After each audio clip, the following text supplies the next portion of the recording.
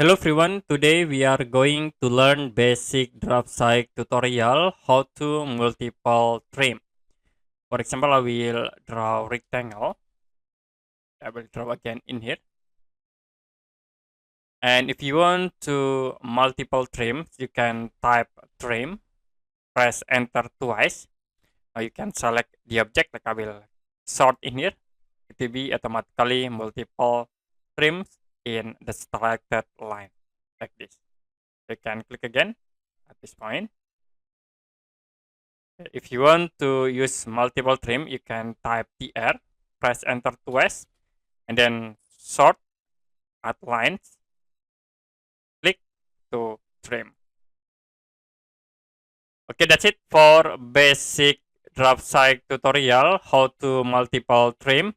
If you have any question about tutorial, you can comment below this video.